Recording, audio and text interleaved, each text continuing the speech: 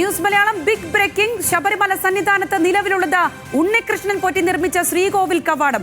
1999 വിജയ് മല്യ സ്വർണം പൂശിയ കവാടത്തിന്റെ അടിഭാഗത്ത് വിടവ് കണ്ടെത്തിയതോടെയാണ് പുതിയ കവാടം നിർമ്മിച്ചു നൽകാമെന്ന് ഉണ്ണികൃഷ്ണൻ പോറ്റി വാഗ്ദാനം ചെയ്തത്. സന്നിധാനത്ത് നിലവിലുള്ളത് ജയറാം അടക്കം പൂജിച്ച ശ്രീകോവിൽ കവാടമാണ്. വിജയ് മല്യ നൽകിയ കവാടം ഇപ്പോൾ ദേവസ്വം ബോർഡിന്റെ സ്ട്രോങ് റൂമിലാണ് ഉള്ളത്. ഉണ്ണികൃഷ്ണൻ പോറ്റി നിർമ്മിച്ച കവാടത്തിൽ ജയറാം അടക്കം പൂജ ചെയ്യുന്ന ദൃശ്യങ്ങൾ നേരത്തെ പുറത്തു വന്നിരുന്നു. വിവരങ്ങളുമായി VS അനുവാണ് ചേരുന്നത്. അനു, പുറത്തേക്കെത്തുന്ന നിർണായകമായ വിവരങ്ങൾ എന്തെല്ലാം, അത് വിശദമായി.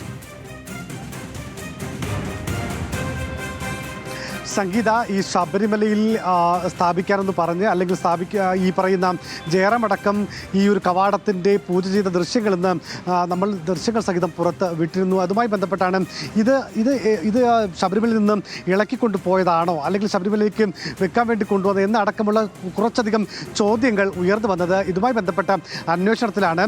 ഈ 1998 വിജയ് മല്യ നിർമ്മിച്ചു നൽകിയ അല്ലെങ്കിൽ അദ്ദേഹം ഈ സ്വർണം പതിപ്പിച്ച പാളികൾ, ഈ പാളികൾക്കിടയിൽ ചെറിയ വിള്ളൽ ഉണ്ടാവുകയും എലികളടക്കം ഈ ശ്രീകോവിലുള്ളിലേക്ക് കയറുന്ന സാഹചര്യം ഒക്കെ ഉണ്ടായിരുന്നു. ഈ ഒരു ഘട്ടത്തിലാണ് ഈ സ്പോൺസർ എന്ന നിലയിൽ ഉണ്ണികൃഷ്ണൻ പോറ്റി താനിത് ശരിയാക്കി തരാം എന്ന് പറയുകയും താൻ മറ്റൊരു പാളി നിർമ്മിച്ചു കൊണ്ടുവരാമെന്ന് പറയുകയും ചെയ്തത്. അതിനുശേഷം ഇദ്ദേഹം ചെന്നൈയിൽ ഈ പാളി തയ്യാറാക്കി ചെന്നൈയിൽ തയ്യാറാക്കിയ ഈ അമ്പത്തൂർ തയ്യാറാക്കിയ പാളിയിലാണ് നടൻ ജയറാം അടക്കം അവിടെ പൂജ ചെയ്യുന്നത്. അത് പലയിടങ്ങളിലായി ഇയാൾ കൊണ്ടുപോയി. നേരത്തെ സൂചിപ്പിച്ച പോലെ തന്നെ കോട്ടയത്തടക്കം കൊണ്ടുപോയി അതാണ് സന്നിധാനത്തേക്ക് കൊണ്ടുവന്നത്. അതിനുശേഷം നിലവിലുണ്ടായിരുന്ന ആ പാളിയെ ഇളക്കി മാറ്റി ഈ പുതിയ പാളി അവിടെ സ്ഥാപിച്ചു. ഈ ഇളക്കി മാറ്റിയ പാളി ഇപ്പോൾ ദേവസ്വം ബോർഡിൻ്റെ സ്ട്രോങ് റൂമിലാണ് ഉള്ളത്. അത് ഏതെങ്കിലും തരത്തിൽ എടുത്തുകൊണ്ട് പോവുകയോ അല്ലെങ്കിൽ ഈ ശബരിമലയിൽ നിന്ന് കൊണ്ടുപോയി പണി കഴിപ്പിച്ചതോ അല്ല.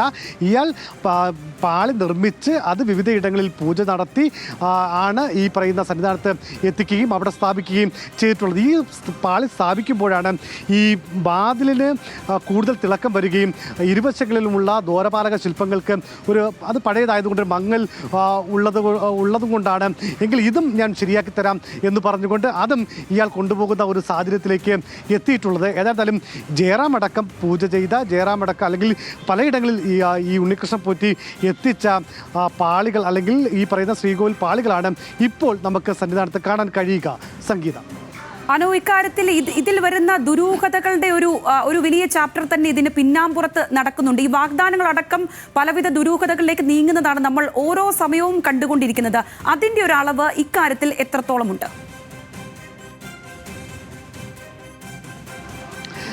സംഗീത, ഇപ്പോൾ ശബരിമലയിലേക്ക് കൊണ്ടുവരുന്ന ഒരു വസ്തു അത് അദ്ദേഹം വിവിധയിടങ്ങളിൽ പൂജ ചെയ്ത് കൊണ്ടുവരുന്നതിൽ നമുക്ക് തെറ്റ് പറയാൻ വേണ്ടി കഴിയില്ല അല്ലെങ്കിൽ വീഴ്ചയുണ്ട് എന്ന് പറയാൻ വേണ്ടി കഴിയില്ല. പക്ഷേ ഇവിടെ ഏറ്റവും പ്രധാനപ്പെട്ട കാര്യം ഈ 2019 ഇദ്ദേഹം ഇവിടെ നിന്ന് ഇളക്കിക്കൊണ്ടുപോയ ദ്വാരപാലക പാളികൾ, ആ പാളികൾ 39 ദിവസം എവിടെയായിരുന്നു? ഇത് എവിടേക്ക് കൊണ്ടുപോയി? ഇതാണ് ഏറ്റവും ഉയർന്ന പ്രധാനപ്പെട്ട ചോദ്യങ്ങൾ. എന്തുകൊണ്ട് ആ സമയത്ത് മഹസർ എഴുതിയില്ല? മാത്രമല്ല അതിൽ എങ്ങനെയാണ് ഈ കുറവ് ഉണ്ടായിട്ടുള്ളത് എന്നതാണ് ഏറ്റവും പ്രധാനപ്പെട്ട പ്രശ്നങ്ങൾ. ആ പ്രശ്നങ്ങളാണ് ഇപ്പോൾ ദേവസ്വം വിജിലൻസ് അന്വേഷിക്കുന്നത്. ഒരു കാര്യം വീണ്ടും പറയാം, ജയറാം അടക്കം പൂജ ചെയ്ത അദ്ദേഹം ജയറാമിനോട് പറഞ്ഞതായി നമ്മൾ കേട്ടത് ജയറാം തന്നെ പൂജ ചെയ്യണമെന്ന് ഉണ്ണികൃഷ്ണൻ പോറ്റി സ്വപ്നം കണ്ടു എന്നാണ് പറയുന്നത്. ജയറാം വെളിപ്പെടുത്തിയതാണ്. അപ്പോൾ ഈ തരത്തിൽ ആളുകളെ അവരുടെ വിശ്വാസത്തേക്ക് മുതലെടുത്തുകൊണ്ടുള്ള വലിയ ചൂഷണം, വലിയ പിരിവ് ഒക്കെ ഇക്കാര്യത്തിൽ നടന്നു. അതിനുവേണ്ടി ഈ വിശ്വാസത്തെ എല്ലാം അദ്ദേഹം ഉപയോഗപ്പെടുത്തിയെന്ന് തന്നെയാണ് നമുക്ക് ഈ ഘട്ടത്തിലും പറയാൻ വേണ്ടി കഴിയുക. സംഗീത, തീർച്ചയായും അനു, ഇക്കാര്യങ്ങളിൽ പലയിടങ്ങളിൽ കൊണ്ടുപോയി പൂജ നടത്തി അങ്ങനെയുള്ള വിവരങ്ങളൊക്കെ ഈ ഘട്ടത്തിൽ പുറത്തേക്ക് എത്തുമ്പോൾ ഇതിൽ നടൻ ജയറാം കൂടി പറഞ്ഞു വെക്കുന്ന ഭാഗങ്ങളുണ്ടല്ലോ. ജയറാമിനെ പോലെ സമൂഹത്തിൽ വിശ്വാസ്യതയുള്ള ഒരുപറ്റം മനുഷ്യരെ മുൻനിർത്തിക്കൊണ്ട് നടത്തുന്ന ഒരു കാര്യം കൂടിയാകുമ്പോൾ അവർ അതിൽ പെട്ടുപോകാനുള്ള സാഹചര്യങ്ങൾ, മറ്റുള്ളവർക്ക് ഇക്കാര്യങ്ങളിൽ വലിയ വിശ്വാസ്യത ഉണ്ടാക്കാനിടയുള്ള സാഹചര്യങ്ങൾ, അങ്ങനെ ഏറെ വലിയൊരു വിശ്വാസ്യതയുടെ കണ്ണികളെ എങ്ങനെ കൂട്ടി യോജിപ്പിക്കാൻ ഈ വർഷങ്ങൾ കൊണ്ട് ഉണ്ണികൃഷ്ണൻ പോറ്റിക്ക് സാധിച്ചു എന്ന് വേണ്ടി മനസ്സിലാക്കാൻ. അതിൻ്റെ അതിൽ ഈ ഉണ്ണികൃഷ്ണൻ പോറ്റി നടത്തിയിരിക്കുന്ന നീക്കങ്ങളൊക്കെ ഏത് വിധേനയായിരുന്നു അനു? സംഗീത നമുക്കറിയാം, നടൻ ജയറാമിനെ സംബന്ധിച്ച് അദ്ദേഹം വലിയ ഭക്തനാണ്. അദ്ദേഹം പലയിടങ്ങളിൽ ഈ ചെണ്ടമേളം അല്ലെങ്കിൽ ക്ഷേത്രങ്ങളിലേക്ക് എത്തുന്നത്, അവരുടെ ചടങ്ങുകളിലേക്ക് എത്തുന്നത് നമ്മൾ നിരവധി തവണ നമ്മൾ കണ്ടിട്ടുണ്ട്. അപ്പോൾ അങ്ങനെ ഭക്തിയുള്ള, പ്രത്യേകിച്ച് അയ്യപ്പനോട് സന്നിധാനത്ത് തന്നെ അദ്ദേഹം ദർശനത്തിനെത്തിയ എത്രയോ ദൃശ്യങ്ങൾ നമ്മളടക്കമുള്ള മാധ്യമപ്രവർത്തകർ റിപ്പോർട്ട് ചെയ്തിട്ടുണ്ട്. അപ്പോൾ അങ്ങനെ ഭക്തിയുള്ള ഒരാളോട് പറയുകയാണ്, അയ്യപ്പൻ്റെ ശ്രീകോവിലിൻ്റെ സ്വർണ്ണ കവാടം പൂജ ചെയ്യാനും താങ്കൾ ചെയ്യണം എന്ന് ഞാൻ സ്വപ്നം കണ്ടു എന്ന് ശബരിമലയുമായി ഏറ്റവും അടുത്ത ബന്ധമുണ്ടെന്ന് അവകാശപ്പെടുന്ന ഉണ്ണികൃഷ്ണൻ പോറ്റി പറയുകയാണ്. സ്വാഭാവികമായും ഒരു ഭക്തൻ എന്ന രീതിയിൽ അതോടുകൂടി ഫ്ലാറ്റായി പോകും. അത് ജയറാമും ഫ്ലാറ്റായി എന്നുള്ളതല്ലാതെ അങ്ങനെ ഈ ഒരു ജയറാമിൽ മാത്രമോ അങ്ങനെയല്ല, പല ആളുകളുടെ അടുത്തും ഇയാൾ ഈ തരത്തിലാണ് പറഞ്ഞിട്ടുള്ളത്. ഈ സ്വർണ്ണപ്പാളി മാറ്റണം എന്ന് ഞാൻ സ്വപ്നം കണ്ടു എന്നടക്കം അദ്ദേഹം പറഞ്ഞതായിട്ട് നമ്മൾ കേൾക്കുന്നുണ്ട്. അങ്ങനെ പല ആളുകളെ പല കാര്യങ്ങൾ പറഞ്ഞ് അവരെ കബളിപ്പിച്ച് അവരുടെ വിശ്വാസത്തെ ചോദ്യം ചെയ്ത് ചൂഷണം ചെയ്ത തന്നെയാണ് ഈ ഉണ്ണികൃഷ്ണൻ പോറ്റിയും ഇത്രയും കാലം ഈ വലിയ തട്ടിപ്പുകളൊക്കെ നടത്തിയതെന്ന് തന്നെയാണ് നമുക്ക് ലഭിക്കുന്ന വിവരങ്ങൾ. സംഗീത, തീർച്ചയായും മനു, ഇക്കാര്യത്തിൽ ഈ 1999 വിജയ് മല്യ നൽകിയ കവാടം ഇപ്പോൾ ദേവസ്വം ബോർഡിന്റെ സ്ട്രോങ് റൂമിൽ ഉണ്ടെന്നുള്ള വിവരങ്ങൾ കൂടി വരുന്നുണ്ടല്ലോ. അത് സംബന്ധിച്ച് സ്ഥിരീകരിക്കപ്പെടുന്ന മറ്റു വിശദാംശങ്ങൾ എന്തെല്ലാമാണ്? ആ കവാടം സംബന്ധിച്ച് അത് ഇളക്കി മാറ്റിയ ശേഷമാണല്ലോ ഈ തവണ സ്ഥാപിക്കുന്നതും. അതിൻ്റെ ഒരു പശ്ചാത്തലമൊക്കെ ഒരിക്കൽ കൂടി ഒന്ന് പങ്കുവെക്കുകയാണെങ്കിൽ അതെങ്ങനെയാണോ? സംഗീത, നമുക്കറിയാം 1998 സെപ്റ്റംബർ 4 തീയതിയാണ് ശബരിമല ക്ഷേത്രത്തിൻ്റെ സ്വർണം പതിപ്പിച്ചുകൊണ്ട് വ്യവസായി വിജയ് മല്യ ദേവസ്വത്തിന് അല്ലെങ്കിൽ ശബരിമലയ്ക്ക് സമർപ്പിക്കുന്നത്. അപ്പോൾ അതിനുശേഷം ഈ കാലയളവിൽ അതിനു മുമ്പ് ഇതിൻ്റെ മേൽക്കൂര ചെമ്പായിരുന്നു, മറ്റ് ഭാഗങ്ങളൊക്കെ സാധാരണ നിലയിൽ ഈ നമ്മൾ ഈ പറയുന്ന കരിങ്കൽപ്പാളി പോലെയുള്ള ഭാഗങ്ങൾ തന്നെയായിരുന്നു. അപ്പോൾ പിന്നീട് ഇത് ചെമ്പ് പതിപ്പിച്ച് അതിന് മുകളിൽ സ്വർണം മെർക്കുറി ഗ്ലാഡിങ് ചെയ്താണ് ഈ അദ്ദേഹത്തിൻ്റെ ഈ സ്വർണ്ണ വർക്കൊക്കെ ചെയ്തിട്ടുള്ളത്. പിന്നീട് കാലങ്ങൾ കഴിയുമ്പോൾ സ്വാഭാവികമായിട്ട് ഈ വലിയ ഈ പറയുന്ന ഈ മറ്റ് സംസ്ഥാനങ്ങളിൽ നിന്ന് വന്ന അയ്യപ്പ ഭക്തരൊക്കെ ഈ കിഴിക്കണക്കിനാണ് ഈ തുട്ടുകൾ നാണയങ്ങളൊക്കെ എടുത്ത് ഈ അയ്യപ്പനെ അർപ്പിക്കുന്നത്, എറിഞ്ഞ്. കാരണം ഇത് മുൻപിൽ നിൽക്കുന്ന പോലീസുകാർക്കും ഈ ചില ഭക്തർക്കൊക്കെ ആ സമയത്ത് പരിക്കൊക്കെ പറ്റാറുണ്ട്. കാരണം അത്രയും കിലോ കണക്കിനുള്ള നാണയത്തുട്ടുകളൊക്കെ ഇങ്ങനെ എടുത്തെറിയാറുണ്ട്.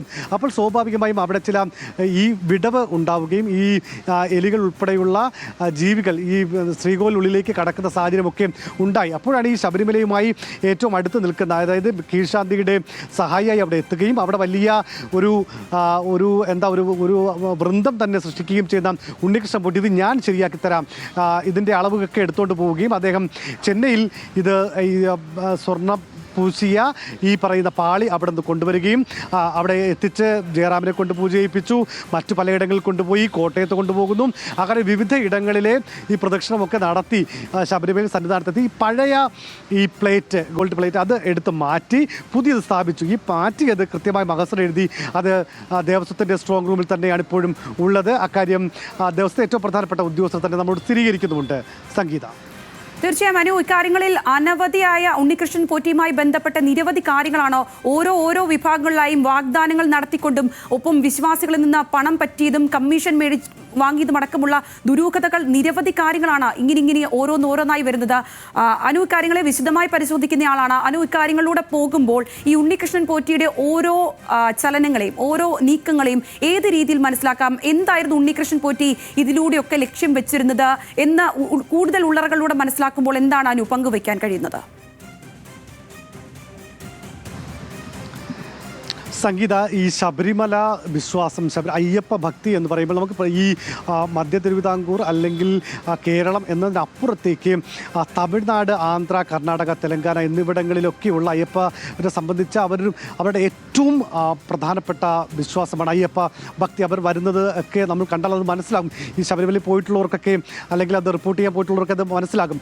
കാരണം ഈ പല വ്യവസായികളും അല്ലെങ്കിൽ സമ്പന്നരൊക്കെ അവരുടെ ബിസിനസ്സിൻ്റെ ഒരു ആയിട്ടാണ് അയ്യപ്പനെ കാണുന്നത്. കാരണം അവരുടെ ലാഭത്തിൻ്റെ ഒരു വിഹിതം അയ്യപ്പനെ സമർപ്പിക്കുന്ന എത്രയോ